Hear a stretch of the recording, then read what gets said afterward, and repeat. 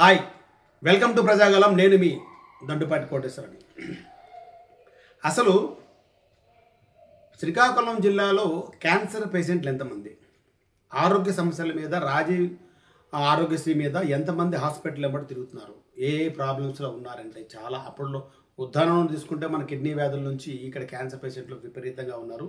2016 గణాంకాల ప్రకారంగా ఒక గ్రామంలో 1100 జనాభా ఉంటే 1100 మంది జనాభా ఉంటే నిష్పత్తి ప్రకారంగా 11 నుండి 12 మంది క్యాన్సర్ ఉన్నట్టుగా తేలింది 2016లో. మరి ఇప్పుడు ఎంతమందికి ఉంది?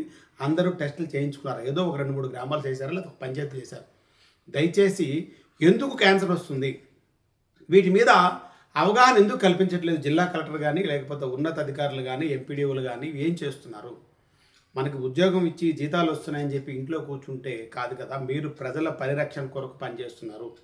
ప్రజలు అసలు ఏ విధంగా వాళ్ళ అలవాట్లు దినచర్యలు ఉన్నాయి. ఒకప్పుడు ప్రజలు ఎలా ఉన్నారు, 30 ఏళ్ళు 20 ఏళ్ళు చదువుకునే వాళ్ళు ఉంటారు, వాళ్ళకి తెలియకపోవచ్చు. చదువుకున్న వాళ్ళు కూడా అప్పుడున్న పరిస్థితులు బట్టి బాత్రూమ్లుగా నిలలు లేకపోవచ్చు. ఇప్పుడు అన్ని ఊళ్ళలో కూడా ప్రతి ఇంటికి బాత్రూమ్ లేకపోతే వాళ్ళకి రేషన్ కార్డు కట్ చేయడం అన్నీ జరిగాయి. కానీ కొంతమంది కట్టుకోలేకపోతే మళ్ళీ కట్టుకునే విధంగా ప్రోత్సహించాలి. ఒకవేళ బహిరంగ మలమూత్ర విసర్జన చేస్తే ఒక చెరువు గట్టు ఎక్కడ ఉంటే అక్కడ ఆల్రెడీ బాత్రూమ్లు కట్టడం కొన్ని జరిగాయి. ఇక్కడ ఎందుకు చెప్తున్నామంటే, శ్రీకాకుళంలోన నర్సంపేట మండలంలో కొత్త పాలస పంచాయతీ పాలకుంటపేట గ్రామం మొన్న వచ్చేసరికి, అది మా ఊరే, వచ్చేసరికి అక్కడ మలమూత్ర విసర్జన బహిరంగ ప్రదర్శన చేస్తే అడిగితే వాళ్ళు తిరిగి అది ఏంది, మీ తాతలు ఎక్కడ లేరు, ఇంతకుముందు మీరు అసలు చదువుకున్న వాలంటరీ బుర్ర లేదు. ఎందుకు చెప్తున్నా అంటే, వీటి వల్ల క్యాన్సర్ వస్తుంది. మీరు చెత్త రోడ్ల మీద వేయడం కానీ, మలమూత్ర విసర్జన బయట చేయడం కానీ, బాత్రూంలో బయట వెళ్ళడం వల్ల ఆ వాటర్ పొల్యూట్ అయ్యి ఆ చెరువులో స్నానం చేసుకొని, అట్లనే అంతకుముందు బాయిలు ఉండేవి, మనకి ఇప్పుడు కుళాయిలు వస్తున్నాయి. ఆ బావి నుండి ఆ నీళ్ళే తాగడం వల్ల చాలా ఆరోగ్య సమస్య తెలియక అప్పుడు కష్టపడుతున్నారు. కాబట్టి అక్కడున్న ప్రజలకి తెలియలేదు ఆరోగ్య సమస్యలు ఏంటంటే. ఖాళీ ఇంట్లో కూర్చోడానికి అందరికి తెలుస్తాయి కాబట్టి దానివల్ల ఎక్కువగా ప్రమాదకరంగా పరిస్థితులు ఉన్నాయి.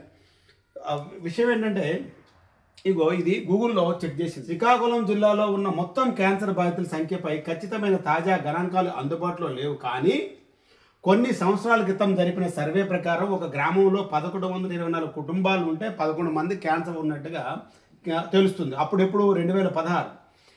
అయితే చూడండి,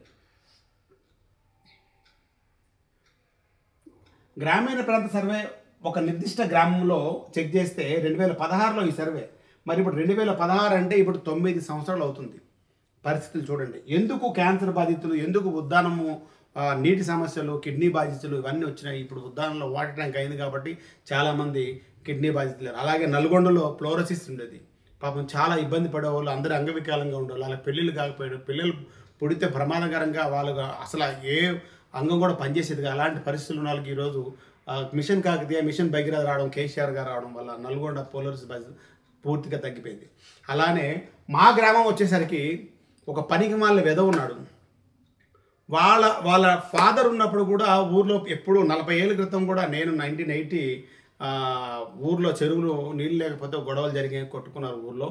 ఆ రోజు మా తండ్రులు కాపాడకపోతే, మా చిన్న ఆయన, మా నాన్న వీళ్ళు లేకపోతే ఈరోజు వాళ్ళ అన్నం తినడం కూడా వ్యవసాయం ఉండేది కాదు.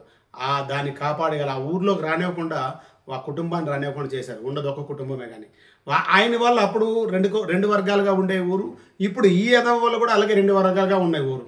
ఎలా అంటే విపరీతంగా ఎవరైతే నచ్చదో వాడితో వీటితో అది ఒకటే కుటుంబం ఉంటుంది. కానీ వీళ్ళందరిగా పోనీ ఒక ఛాయ్కి ₹1 పెడతారంటే పెట్టాడు, పోలీస్ స్టేషన్ పోతే ఒక 500 ఖర్చు పెట్టంటే పెట్టాడు. ఏదైనా మీటింగ్ ఉందంటే తెలుగుదేశం ముందుగా చెప్పాలంటే తెలుగుదేశం ఎమ్మెల్యే బొగ్గు రామమూర్తి గారు తెలుసుకోవాలి.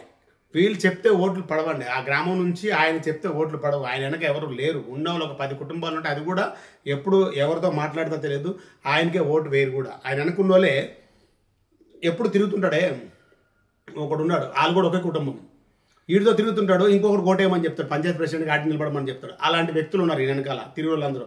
ఇప్పుడు వాళ్ళందరూ కూడా దూరం ఉన్నారు. ఏదో 4-5 తాగిన వాళ్ళు మాట్లాడతా తప్ప ఎవరికి ఊరు మంచి కొరకు చేసుకుంటుంది. వాడెందుకు, వాడు ఇక్కడ ఏంది కంప్లైంట్ ఇస్తాడు, వాడేంది చేయాలి? అరే నువ్వు చేయాల్సిన పని చేయకే కదా. నువ్వు చేయాల్సిన పని చేస్తే మాకెందుకు అలవాటు? ఎక్కడో ఉంటాడు, ఏదో చేస్తాడు, ఇక్కడ ఎందుకు కంప్లైంట్లు ఇవ్వాలి, ఇక్కడ ఎందుకు గ్రీవెన్స్ ఇవ్వాలి? నువ్వు చెయ్యరా నాయన. నువ్వు ఊరు బాగా ఎప్పుడు ఊరు రెండు విడిపోతేనే నీకు దూరంగా ఉంటేనే నీకు నడుస్తుంది. లేకపోతే నిన్ను అందరూ ఒకటైనా అనుకో నీ పరిస్థితి వేరే అని చెప్పి ఒకరికొకరు మాట్లాడు. ఆడు మాట్లాడితే వీటితో మాట్లాడు వాడిలో మాట్లాడు. ఇది పర్సనల్ గజ్జి కాదు. నువ్వు బాగుంటే నీ ఊరు బాగుంటే నువ్వు బాగుంటావు. అసలు నేను పెద్దరికంగా వార్డు మెంబర్కి తక్కువ, సర్పంచ్కి ఎప్పుడు 150 ఓట్ల కంటే ఎక్కువ రావు.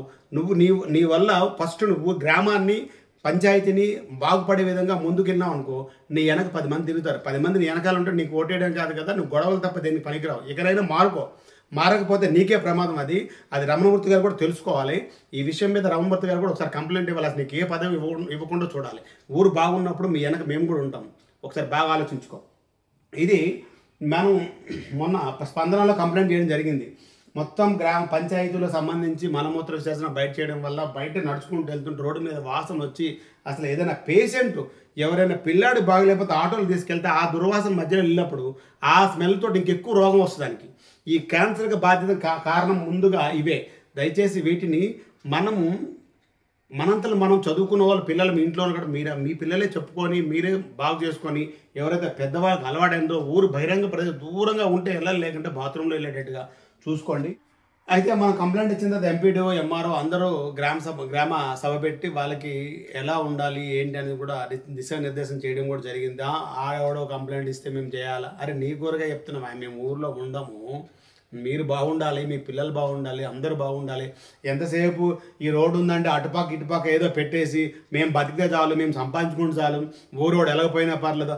ఆ కర్రలు, ఆ చెక్కలు, ఆ ట్రాక్టర్లు అవి పెట్టినప్పుడు యాక్సిడెంట్లు అవుతాయి. లేదంటే పాములు వచ్చి ఆల్రెడీ ఒకళ్ళు పాము కాటు గురయ్యారు, ఇద్దరయ్యారు. ఇవన్నిటి కారణాలు ఏంటి? ఎందుకు మన దగ్గర పరిసర ప్రాంతాల్లో శుభ్రంగా ఉంచుకోవాలి, ఎటువంటి ఇబ్బందికర పరిస్థితులు ఉండకూడదు ఆలోచించుకోవాలి. మీరు చేయాలి. మాకేం పని లేదా మీతో గొడవ పెట్టుకోవడానికి. మీరు ఒకసారి ఆలోచించండి. ఊరు బాగుండాలి, గ్రామం బాగుండాలి, పంచాయతీ బాగుండాలి, నియోజకవర్గం బాగుండాలి, జిల్లా బాగుండాలి అని కోరుకోవాలి. ఆడడానికి ఎవరు వస్తారు, నీ వెనక ఎవరు వస్తున్నారు ఒకసారి బాగా ఆలోచించుకో. ₹1 ఖర్చు పెట్టు, ఊర్లో తిరుగుతావు. అసలు నువ్వు మీ తల్లిదండ్రులు మీ నాయనమ్మ సంపాదించిన ఆశ కాకుండా నీ కూతురుని పెళ్లి చేయు. నువ్వు కష్టపడి ఏం చేస్తావు చెయ్యు. కనీసం నీ ఇల్లు ఒక 50 లక్షలు ఇల్లు కట్టుకో. మాకు ఏం లేదు ఊర్లో, మేము బయటకు వచ్చి బతుకుతున్నాం. అన్నమో రామచంద్రానికి వచ్చాము, ఇక్కడ బతుకుతున్నాం. పోనీ మాలాగా నువ్వు నెలకు 20,000 30,000 రెంట్ ఇచ్చుకొని ఇంటికి అద్దెచ్చుకొని పిల్లలు చదివించినావా? ఆ డబ్బులు ఉన్న ఆస్తులతోనే నువ్వు సంపాదించుకొని చేసుకుంటున్నావు. సంపాదన కూడా అమ్ముకోవాలి తప్ప ఏముండదు రేపొద్దున్న. అది కాదు. మాలాంటి వాళ్ళు మీరు అప్రిషియేట్ చేయాలి. ఊరు నుండి బయటికి వెళ్ళాడు, బాగున్నారా, మన ఊరికి మంచి పేరు వచ్చింది, ఒక మంచి ఇల్లు కట్టుకున్నాడు, అలాంటి వాళ్ళు మనకు ఉండాలి, మన గ్రామం బాగుంటుంది, కొంచెం ముందుకెళ్తుంది, ఏదైనా అవసరాలు ఉంటే పని చేయించుకోవాలని ఆడికి ఎందుకు చెప్పాలి, వీడికి ఎందుకు చెప్పాలి? అయ్యా కొన్ని రోజుల తర్వాత నువ్వే భగవంతుడు చూస్తాడు నీకే, నువ్వు దేనికి పనికిరావు. అలాగే రాజకీయాలు చేసుకుంటూ కనీసం సర్పంచ్కి కదా వార్డు మెంబర్ కూడా పని రాకుండా పోతావు. ఎక్కడైనా ఆలోచించు, ఊరు కోసం ముందు కూడా మేము వెనకాల ఉంటాం. లేదంటే మాత్రం నేను ఎవరు బాగు చేయలేరు. ఆ తర్వాత నీ ఇష్టం. మరి ఊరందరూ గ్రామ ప్రజలు పంచాయతీ లెవెల్ అందరూ ఆలోచించండి. మనం మంచి చేసుకుందాం, మన ఊర్లు బాగుండాలి, మనం నీట్గా ఉండాలి, శుభ్రంగా ఉండాలి, మన పిల్లలు బాగుండాలి. ఇది ఇక ముందు క్యాన్సర్ కదా ఏ రోగాలు రాకుండా చూసుకోవచ్చు. నేను మీ దండపడి కోటేశ్వర అందరికీ నమస్కారం.